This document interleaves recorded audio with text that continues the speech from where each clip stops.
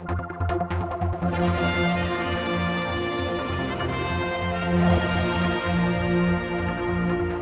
the House of Keys session is just completed. At the start today, before the questions, the Chief Minister made a statement about Ukraine, Russia, basically saying that we're just Team Boris or Team UK, whatever you want to call it, I suppose.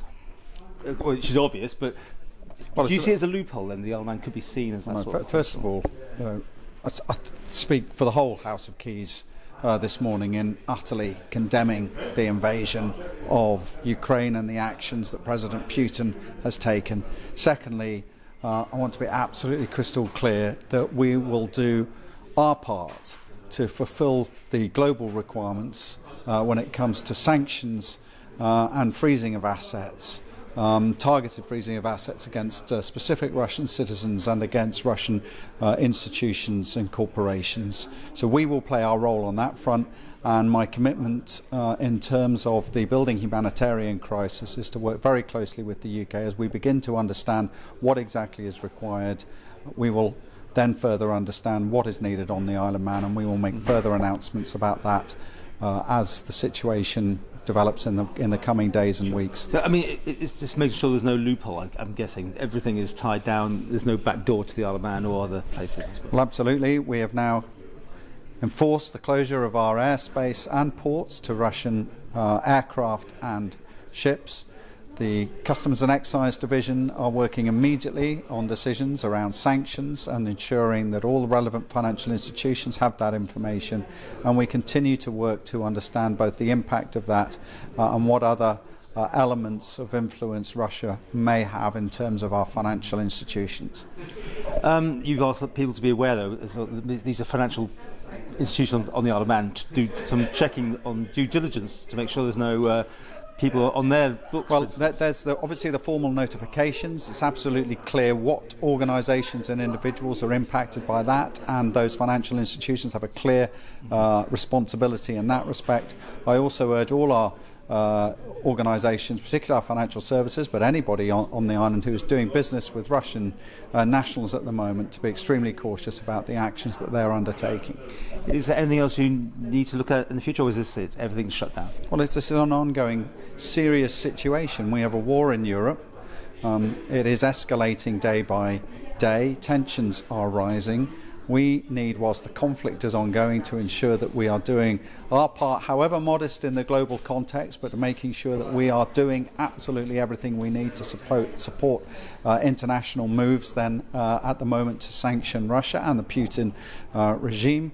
We need to understand what we now need to do in terms of the humanitarian crisis, and of course, ultimately we want to urge dialogue and peaceful solution to this. There was a lot of questioning going on, asking maybe we should be taking in refugees. You seem to push back on that at this stage. Well, I just don't want to be part of a knee-jerk reaction, but I gave the absolute assurance we recognise that when you get to a situation like this so close to home territory, when you get such a threat to international stability, that we have to play our role as a responsible jurisdiction. So we will understand what the requirements are as this evolves in the next few days and coming weeks. And our commitment, the Council of Ministers' commitment, is to understand that and further understand what exactly we need to do to assist as this humanitarian crisis now develops. You've released, what, £500,000 towards this, but not quite sure where you're going to place that at this minute. Well, no, we've committed £500,000. That will go now to the Disasters Emergency Committee once they start live fundraising. This is a committee that coordinates across the main charities and organisations that will be involved, and they will determine where the money is best placed in order to reach the areas of critical need. That is our early stage commitment. That money is on standby to go once the Disasters Emergency Committee determine where it needs to be appropriated. They just released some money on the usual annual thing. So is this new money, or is it diverted money from other causes, or what? No, this is new money that we're making available for this specific, in response to this specific crisis. And the visa situation is very much like the UK. If there's relatives, friends in certain categories, they can come to the Isle of Man.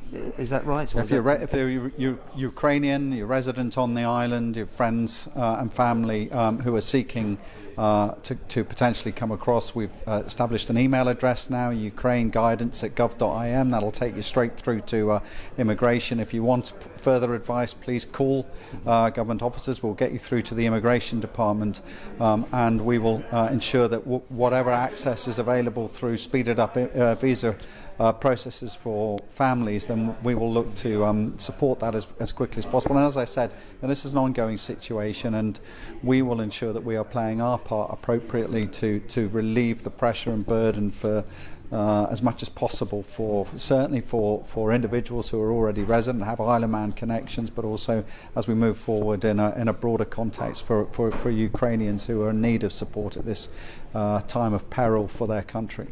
Finally, how exposed is the Isle of Man financially to Russian people, businesses? I mean, do we have a track record with them, or is it a very small part? Well, I think you know, and I know, that there are various Russian businesses and business people who have assets registered in the Isle of Man, and particularly on the ships and aircraft registry, all previously done absolutely legitimately.